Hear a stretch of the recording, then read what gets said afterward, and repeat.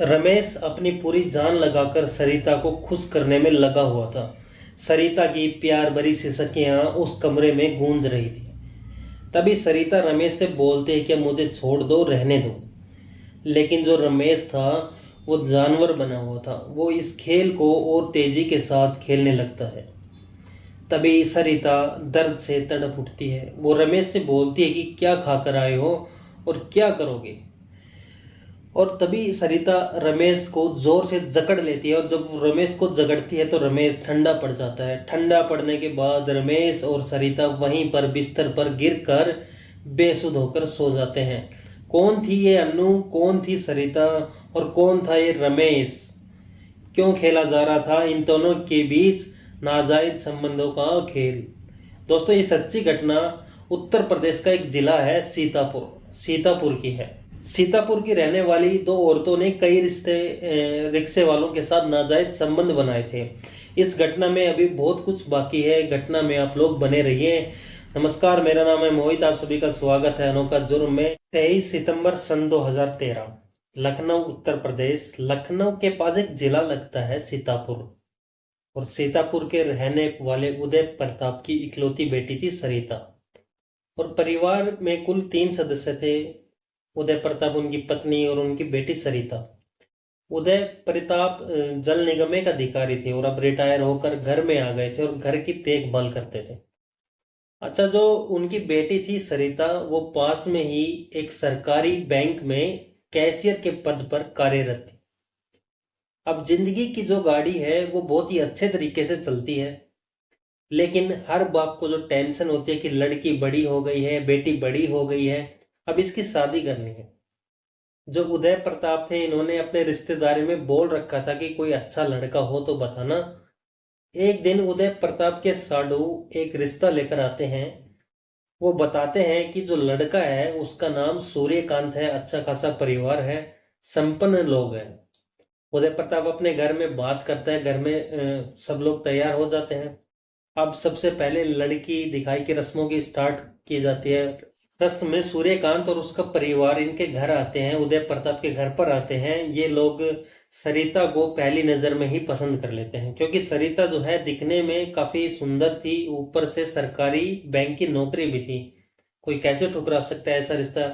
अब दोनों परिवार रजामंद हो जाते हैं और शादी की तारीख तय कर ली जाती है।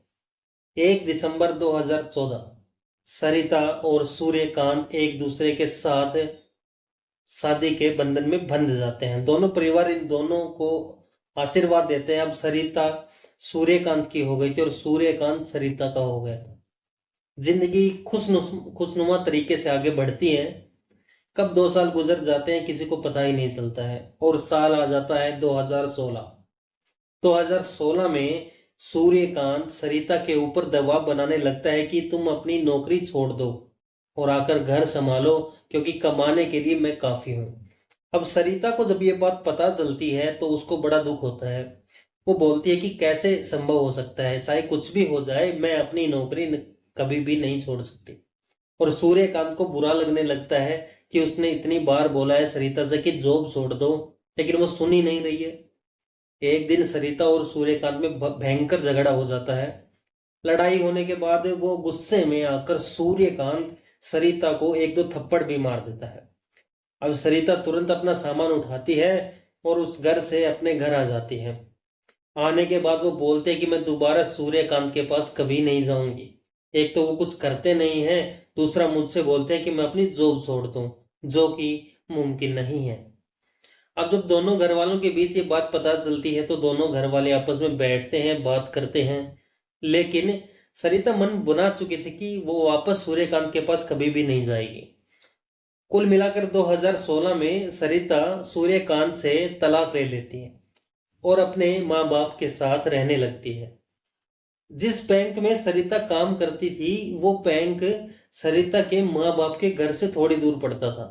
इसलिए सरिता सोचती है कि क्यों ना मैं बैंक के बगल में ही कोई घर ले लूं, और बैंक के बगल में घर ले लेते हैं किराए का। और वो सोचती है कि संडे संडे जब भी छुट्टी होगी मैं अपने माँ बाप के घर आ जाया करूंगी। वो वहां पर किराए का घर लेकर रहने लगती है। सरिता अक्सर आने जाने के लिए रिक्शे का इस्तेमाल करती थी। एक दिन उन्होंने माँ बाप के घर जा रही थी तो एक रिक्शे वाले को आवाज देती है, रिक्शा वाला पास आता है। सरिता उसमें बैठ जाती है और अपने माँ बाप के घर के लिए चल देती है। अब थोड़ी दूर गए थे कि सरिता अचानक देखती है कि जो रिक्शे वाला है वो तो बहुत ही हट्टा खट्टा तगड़ा है। वो लग ही नहीं रहा था कि रिक्शे वाला है। सरिता उसे पूछती है कि आपका नाम क्या है। वो बोलता है कि मेरा नाम रमेश है, मैं बिहार का रहने वाला हूँ और सीतापुर में एक कमरा लेकर किराए पर यहीं पर रहता हूँ। सरिता और उसके बीच में काफी बातचीतें होती हैं। सरिता अपने माँ बाप के घर पहुंच जाती है। उतरते समय सरिता रमेश से उसका नंबर ले लेती है और बोलती है कि हफ्ते में एक दो बार मैं अपने माँ बाप के यहाँ आया जाया करती हूँ, तो जब भी आया जाया करूंगी तो मैं आपको कॉल कर लूंगी। रिक्शे वाला रमेश वहां से चला जाता है और अब जब भी जरूरत पड़ती सरिता उस रिक्शे वाले रमेश को बुला लेती। वो आ जाता और उसको जहां जाना होता उसके साथ चला जाता। अब धीमे धीमे जो सरिता थी उसकी ख्यालों में रमेश आने लगा था।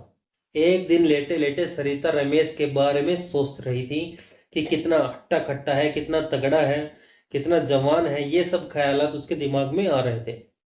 तभी अचानक से वो अपना फोन निकालती है और फोन से रमेश को कॉल लगाती है। रमेश से सरिता बोलती है कि उसको कहीं जाना है, इसके रात में ही वो आ जाए। अब रमेश वहां से निकल पड़ता है और करीब आधा घंटा बाद वो उसके घर पे आ जाता है। मतलब घंटी बजाता है सरिता के घर की। वो दरवाजा खोलती है। दरवाजा खोलने के बाद रमेश अंदर आता है और अंदर आने के बाद सरिता उससे बोलती है कि बैठ जाओ। वो बैठ जाता है। तभी सरिता रमेश से पूछती है कि बियर वगैरह दारू वगैरह पीते हो। तो रमेश जो था वो बोलता है कि हाँ पी लेता हूँ। तो सरिता फिर से एक बोतल निकाल के लाती है और रमेश को दे देती है। रमेश और सरिता दोनों साथ साथ बियर पीने लगते हैं। पीते पीते रात के 2 बज जाते हैं। दोनों बड़े भयंकर नशे में हो जाते हैं। अच्छा, अब सरिता जो थे वो सरिता को काफी नशा हो गया था। जो रमेश था उसका थोड़ा कम था क्योंकि वो खेला खाया हुआ था। अब तभी सरिता रमेश से बोलती है कि रिमोट पकड़ो, तुम टीवी देखो, मैं थोड़ी देर बाथरूम जाती हूँ उसके बाद आती हूँ। रमेश वहीं टीवी देखने लगता है और सरिता बाथरूम चली जाती है। थोड़ी देर बाद सरिता बाथरूम से निकलकर आती है, वो भी बिल्कुल निर्वस्त्र। जैसे ही रमेश सरिता को देखता है वो देखता रह जाता है। वो दंग रह जाता है कि सरिता इतनी खूबसूरत लग रही थी। अब रमेश रमेश के अंदर करंट दौड़ने लगता है। वो अपने को आपको कंट्रोल किए हुए था इतनी देर तक। वो चुपचाप टीवी देखने लगता है। तभी सरिता आती है और रमेश की गोद में बैठ जाती है। अब जैसे ही वो रमेश की गोद में बैठती है रमेश के अंदर बहुत तेजी से करंट दौड़ने लगता है। वो उस सरिता से बोलता है कि अब ये क्या कर रहे हो, लेकिन सरिता कुछ बोलती नहीं है बल्कि उसके साथ छेड़खानी करने लगती है। रमेश अब अपने आप पे से भार होने लगता है। वो धीमे धीमे सरिता के साथ छेड़खानी करने लगता है। तभी अचानक से वो सरिता को बेड पर पटक देता है और उसके साथ बहुत ही बेरहमी के साथ छेड़खानी करने लगता है। जब दोनों तैयार हो जाते हैं तो रमेश सरिता के साथ जिस्मानी संबंध बनाने लगता है। अब ये दौर चलने लगता है।